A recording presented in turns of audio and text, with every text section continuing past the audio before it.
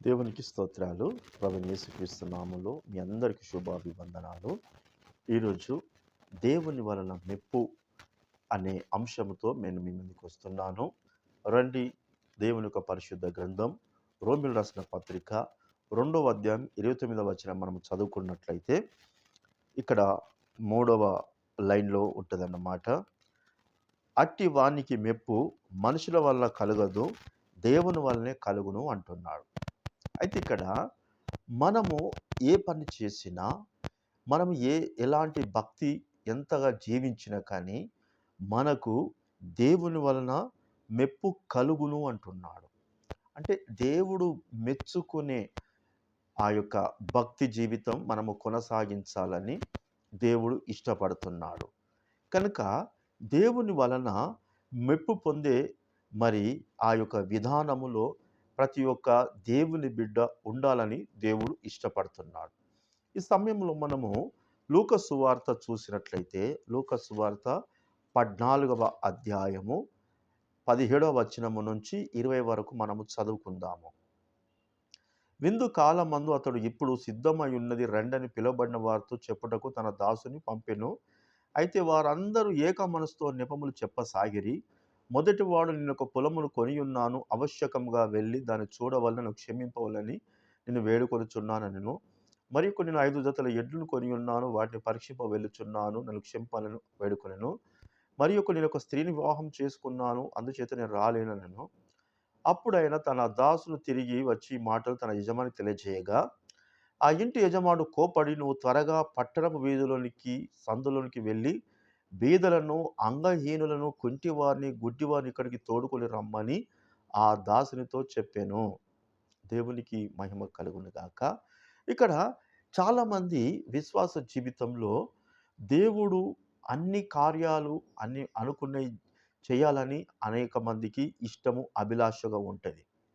అయితే ఇక్కడ మనము ఒక విందు కాలము అంటే దేవుడు మరి విందు అంటే భోజనం అనేది వాక్యానికి సాదృశ్యం. మనుషుడు రొట్టె వలన మాత్రమే కాదు గాని దేవుని నోట్లోకెళ్ళవచ్చు ప్రతి మాట వలన జీవించును అనే వాక్యం ఉన్నది. అంటే వాక్యము, దేవుని కూడికలు, ఆదివారపు ఆరాధన, శుక్రవార ప్రార్థనలు ఎప్పుడైతే ఉంటాయో ఆ సమయంలోనే చాలామందికి పనులన్నిటివి కల్పించుకోవడానికి వాళ్ళు ఇష్టపడుతున్నారు. ఇక్కడ సిద్ధమై ఉన్నది అని చెప్పేసి అంటున్నప్పటికీ కూడా వాళ్ళు నెపములు చెప్పుతున్నారు. ఒక్కొక్కరు ఒక కారణం చెప్తున్నారు. ఏ టైములో విందు కాలమందే. ఇక్కడ ఆ యజమాని ఎంతో ఆసక్తితోటి ఆనందంగా విందును సిద్ధపరిచిండు. కానీ ఈ పొందుకునే వాళ్ళు మాత్రము ఆయన ఆలోచనను, తలంపులను పక్కకు పెట్టేసి వీళ్ళ పనులు ముఖ్యమన్నట్టు మాట్లాడుతున్నారు. కనుక వీళ్ళకు దేవుని ద్వారా మెప్పు అసలే కలగదు.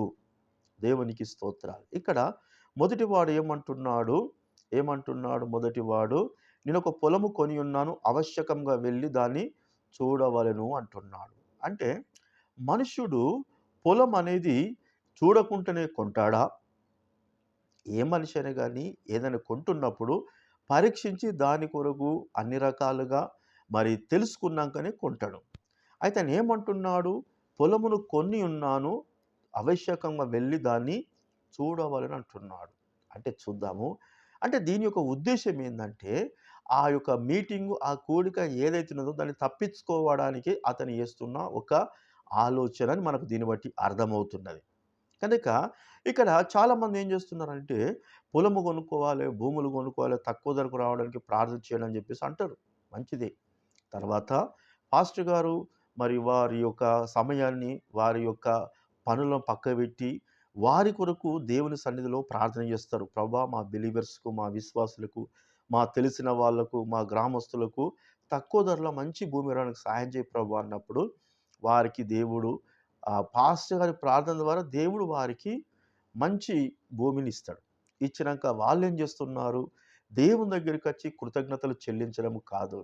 ఆదివారం గానీ, శుక్రవారం గానీ, వేరే కూడికలుంటే గానీ, పొలము దున్నిపియాలి, ట్రాక్టర్ వస్తున్నది, ఆ పని జేయాలి, ఈ పని జేయాలి, అబ్బా! ఇప్పుడు నేను రాలేనని క్షమించుమనేది ఈజీగా దొరికిన అదొక మాట.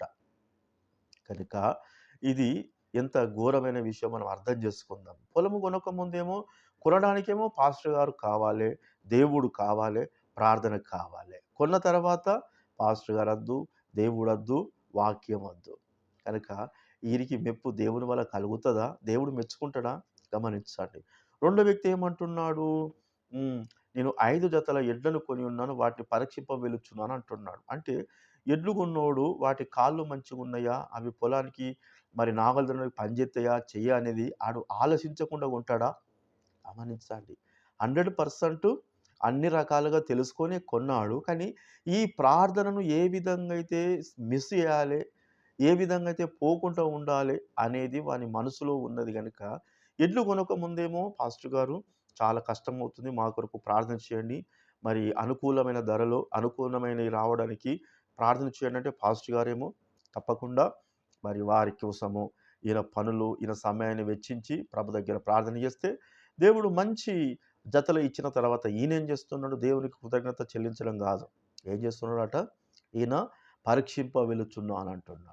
అంటే ఈ ప్రార్థనప్పుడే పరీక్షింప వెళ్ళాలా? ఆదివారమే నీకు పనులుంటాయా? శుక్రవారమే నీకు పనులుంటాయా?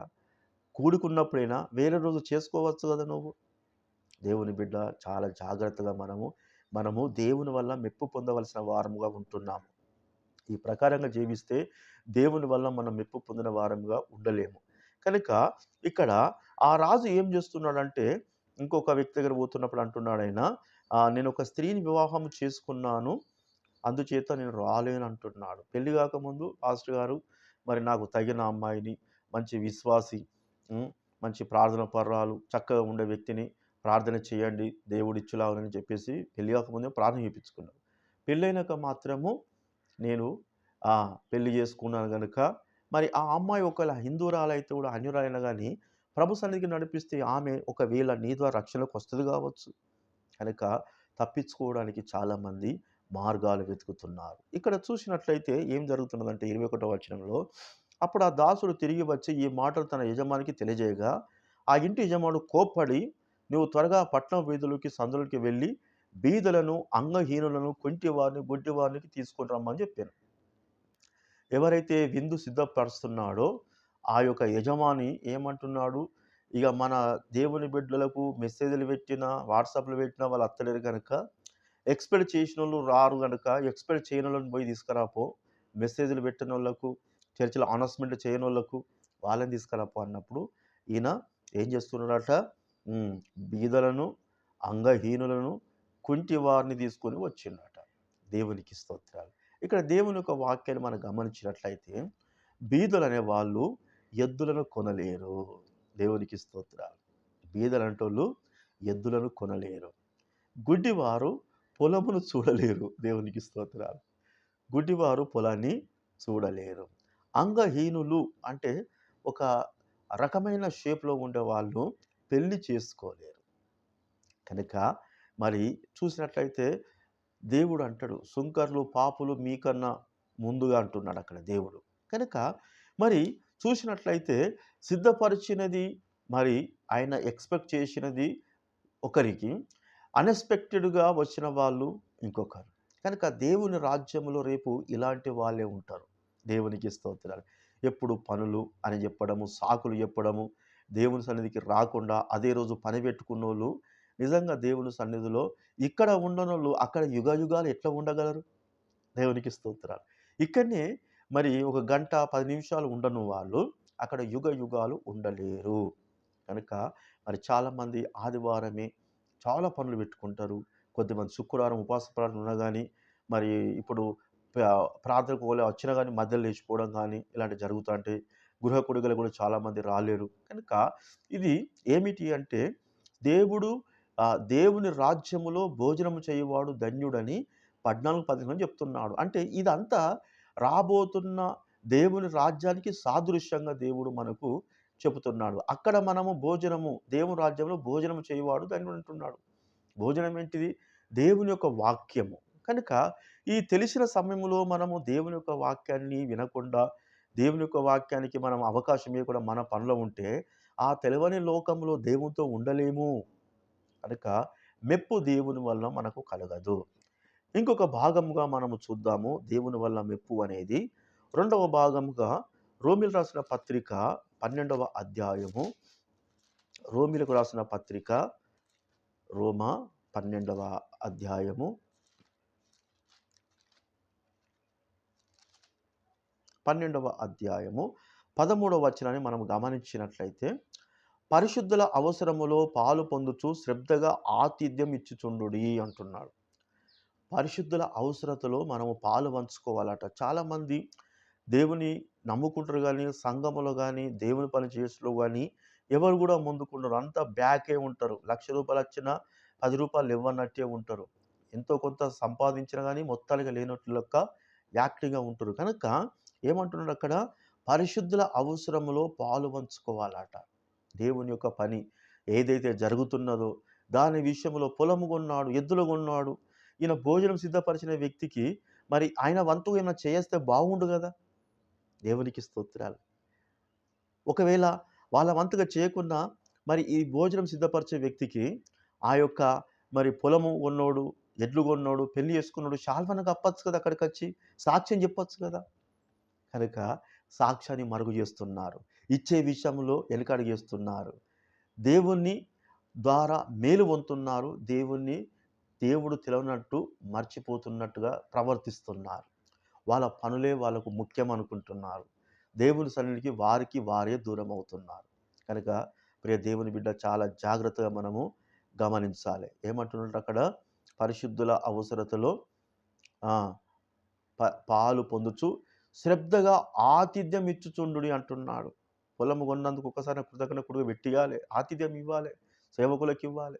కొద్దిమంది అవసరానికి ప్రేర్ చేయించుకుంటారు, అవసరం తీరిందంటే కనబడరు. ఒకవేళ అడిగిన కానీ వాళ్ళు పాస్టర్ గారు మమ్మల్ని డబ్బులు అడుగుతున్నాడు అని పేరు చేస్తారు, కానీ నిజమే వాళ్ళు ప్రేర్ చేస్తే మాకు జరిగింది కనుక కృతజ్ఞత చెల్లించాలని ఎవ్వరు కూడా ఈ రోజుల్లో ఆలోచన చేస్తలేరు. డబ్బులు ఒకవేళ వాక్యం చెప్పినా కానీ ఎప్పుడు పాస్టర్ డబ్బుల కొరకే చెప్తాడో అని అంటున్న వ్యక్తులుగా ఉంటున్నారు ఈ రోజులలో. చాలా జాగ్రత్తగా మనం గమనించాలి. ఫిలెమోనుకు రాసిన పత్రిక 1వ అధ్యాయము,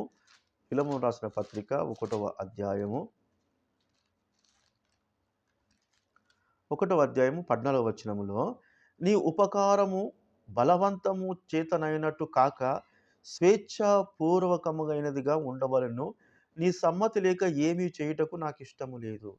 విశ్వాసులు కూడా ఏం చేయాలంటే, బలవంతముగా అంటే ఏదో అయ్యగారు అడుగుతాడు, మేము పొలం ఉన్నాం కదా, కన్ను మండిన అయ్యగారుకు అందుకే పొలం ఉన్నందుకు ఇంత అడుగుతాండా అనుకోవడం చాలా బలవంతం చేయడం తప్పు. మేము ఎడ్లు కొన్నందుకు అడుగుతాడు, ఇల్లు కట్టుకున్నందుకు అడుగుతాడు, పెళ్లి చేసుకున్నందుకు పాస్టర్ అడుగుతాడు, చాలా తప్పు. ఎందుకంటే నిన్ను రక్షణకు నడిపించి నీ కొరకు నిత్యం ప్రార్థన చేస్తూ నీ కొరకు నీ అవసరం తీరడానికి ప్రార్థన చేస్తున్న పాస్టర్ గారిని నువ్వు అట్లా అనడం చాలా తప్పు. అది కనుక నీ ఉపకారము బలవంతము చేతనైనట్టు గాక ఎట్లుండాలట, స్వేచ్ఛాపూర్వకమైనది గాను, అంటే హార్ట్ఫుల్గా దేవునికి ఇవ్వాలి. దేవునికి స్తోత్రాలు. కనుక నీ సమ్మతి లేక ఏమీ చేయుటకు నాకు ఇష్టం, అంటే బలవంతంగా తీసుకోవడము పౌలు భక్తుడు ఇష్టపడతలేడు. కనుక సేవకులకు కూడా ముఖం మార్చుకుంటూ అలుగుతూ ముక్కిర్చుకుంటూ ఇవ్వద్దు. దేవునికి స్తోత్రం. చాలామంది ఈరోజు అట్నే ఉన్నారు, సేవకులను వాడుకుంటున్నారు, దేవుని వాడుకుంటున్న వాళ్ళ అవసరాలకు అమాయకుల లెక్క యాక్షన్ చేసి వాడుకుంటూ అవసరం తీరిందంటే దేవుణ్ణి సేవకుని పక్క పెడుతున్నారు. అది చాలా ప్రమాదం. దేవుని వల్ల మెప్పు కలగదు, దేవుని వల్ల తీర్పు కలుగుతుంది. తస్మత్ జాగ్రత్త. కనుక 2వ కొరింథీ రాసిన పత్రిక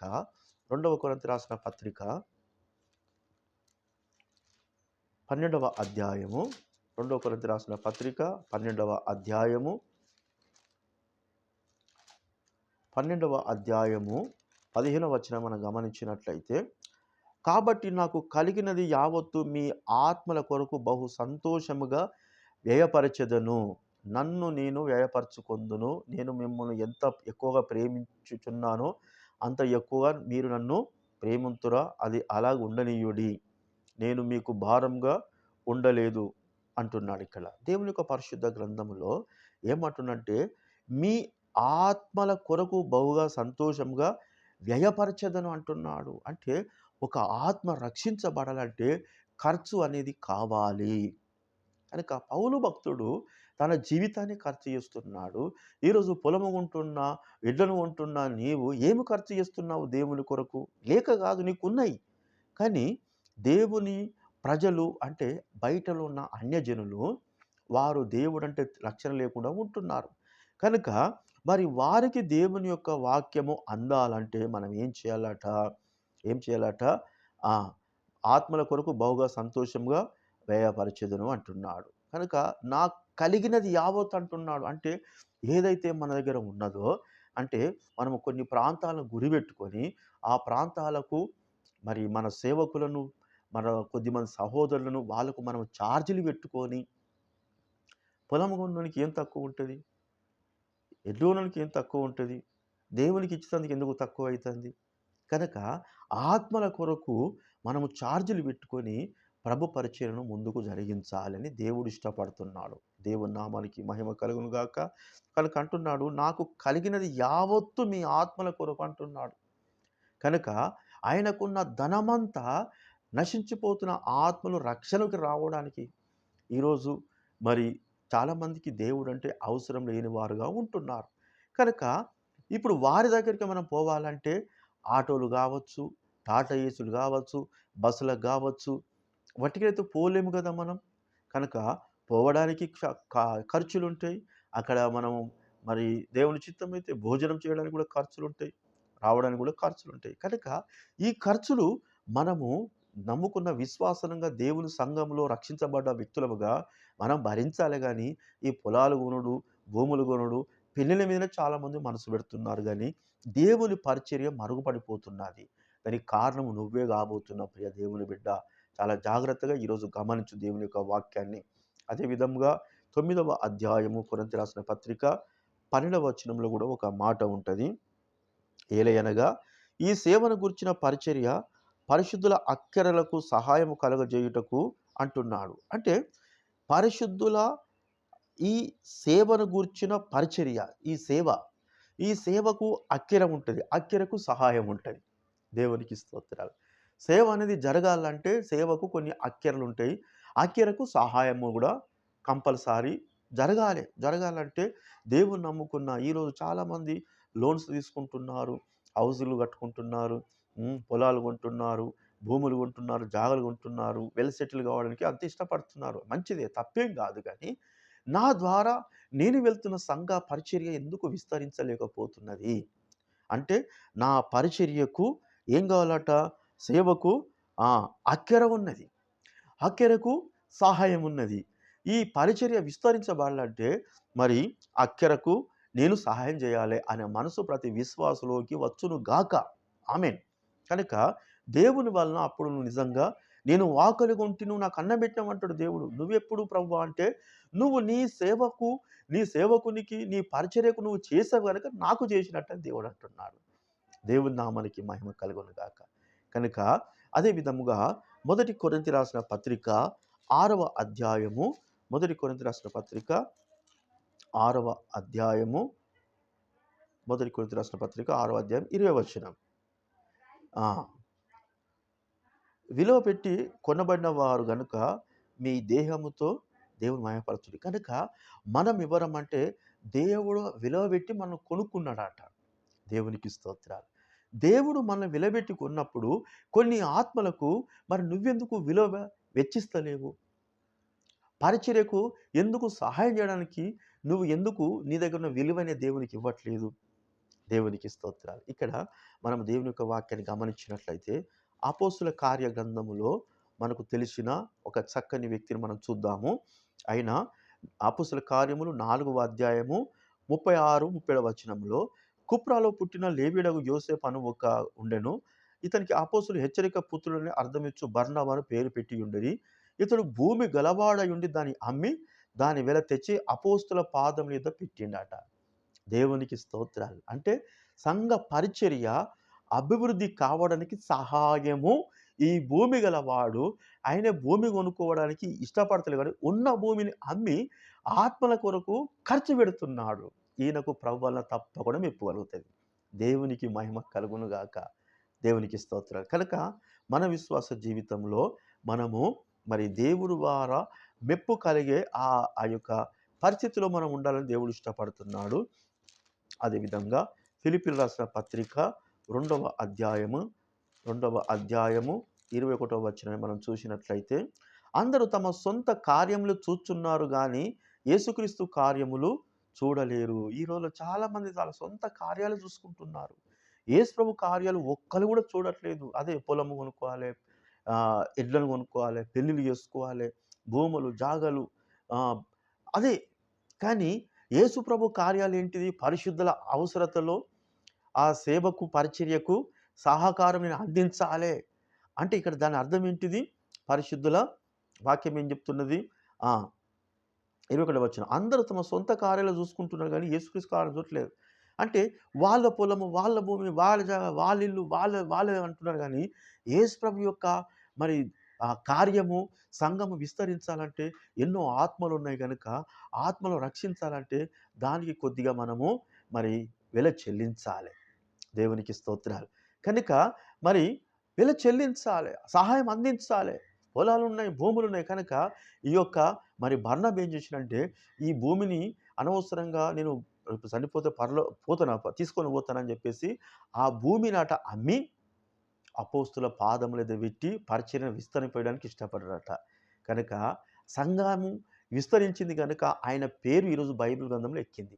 కనుక నీకు కూడా దేవుని వల్ల మెప్పు కలగాలంటే నీ జీవితం ఎలా ఉంటున్నదో నీకు నువ్వు పరిశీలన చేసుకొని, నీ సంఘానికి నువ్వు వెళ్తున్న చర్చిలో మరి ఇంకా ఎంతమంది అయితే రక్షించబడాలని ఉంటున్నదో వాళ్ళందరినీ ప్రభు సన్నిధికి నడిపించాలంటే నీ వంతుగా నువ్వు పరిశుద్ధుల అక్కర్లో పాలివారుగా సహాయం చేసే వ్యక్తిగా ఉండాలని దేవుడు ఇష్టపడుతున్నాడు. కనుక ఈ కొద్ది మాటలు ప్రభు దీవించునుగాక. ఆమేన్. మీ ప్రార్థన అవసరతను మాకు తెలియజేయండి. మేము మీ కొరకు ప్రార్థన చేస్తాము. మా గురించి కూడా ప్రార్థన చేయండి. ఈ కార్యక్రమాన్ని మీకు దీవెనకరంగా ఉన్నట్లయితే లైక్ చేయండి, షేర్ చేయండి, సబ్స్క్రైబ్ చేయండి. ప్రభు మిమ్మల్ని నిండుగా దీవించునుగాక. ఆమేన్. Praise the lord.